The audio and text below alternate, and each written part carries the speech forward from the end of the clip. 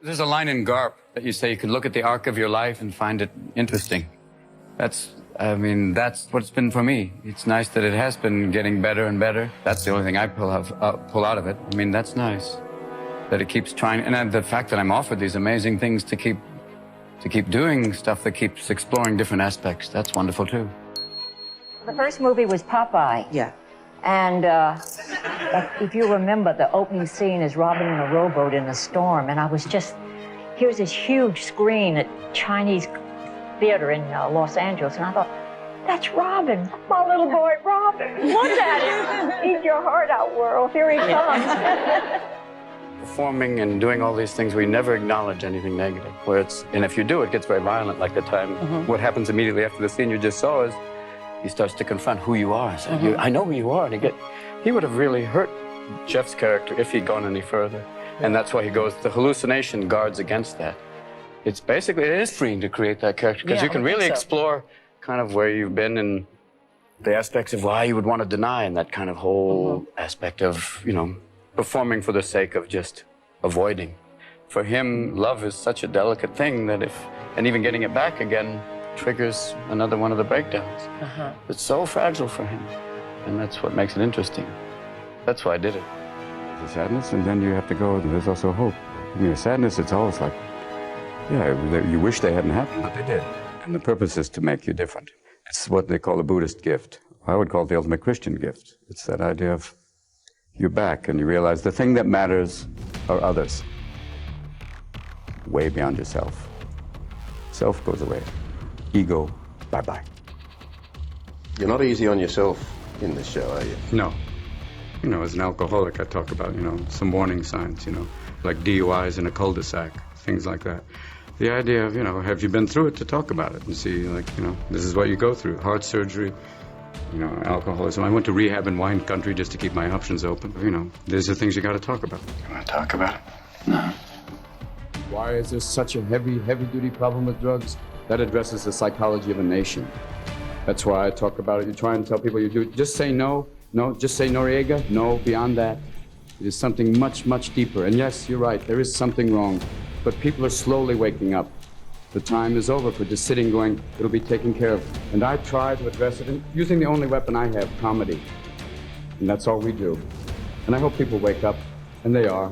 We ask for your help, and we'll try and help from this end, and we'll meet, and there will be a kinder, gentler nation one day. Thank you. We all have a great need for acceptance.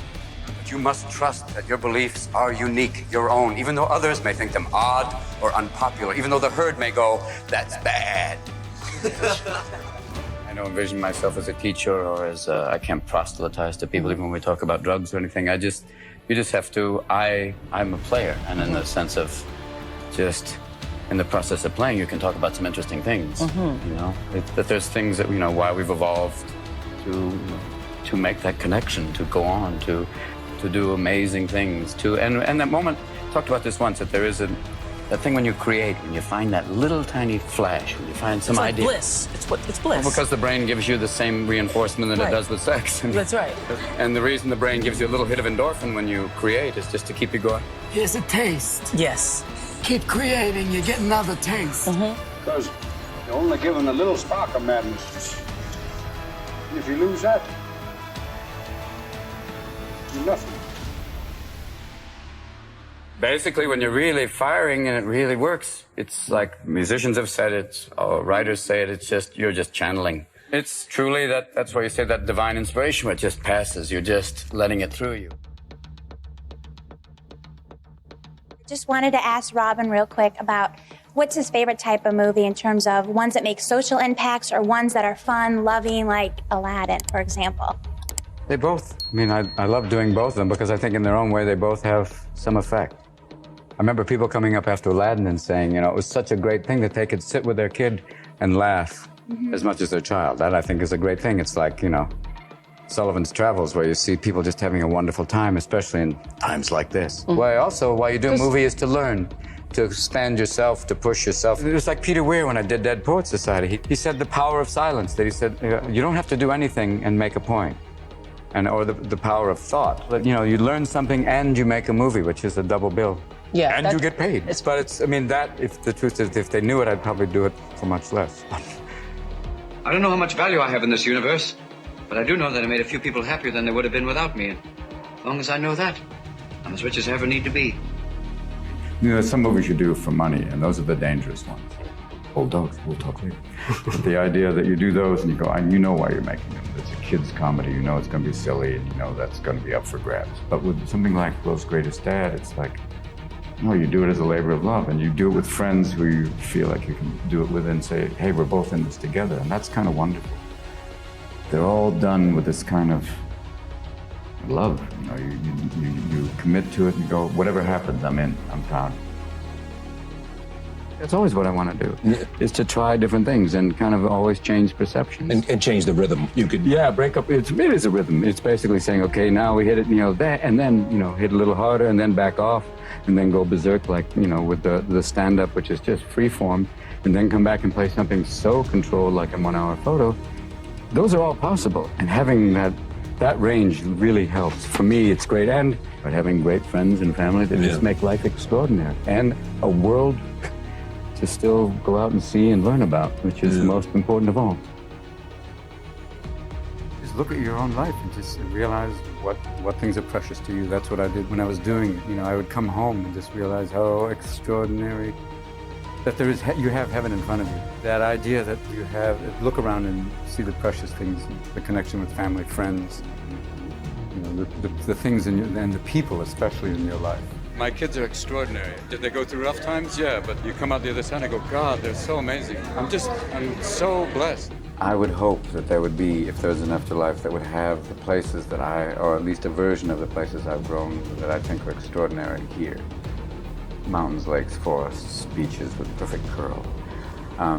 But also, a place almost like Venice. There's times in Venice to me, I've been there when I just go, my God, what a glorious city. And even New York in spring where you can go, there's times in every different place that you've been where you say, this is paradise, or this is extraordinary. I would hope that there'd be something like that. And most of all, I would hope you'd come in contact with extraordinary people, like the ones I've met in life.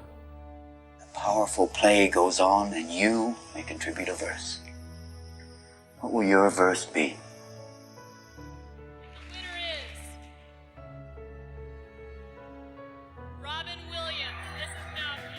Think your legacy will be? God knows. I don't know. They had a thing recently when they showed a clip of all the HBO specials I did, and it was like going, I'm still alive. Why are they doing this? I don't know what my legacy is. That that I had a good time, and I think also that I've tried different things throughout my career. And I hope to keep doing that. And to keep working with interesting people. Make your life spectacular. I know I did. Just keep going. Find that thing you love, because it's tough work. And my father gave me this advice when I said I wanted to be an actor. He said, have a backup profession like welding. But I think if you can find that thing that really gives you joy, that'll be it. Because for me, it's always been comedy and stand-up and acting too, because it's exploring behavior. But it's tough work, but if you can get it, even better.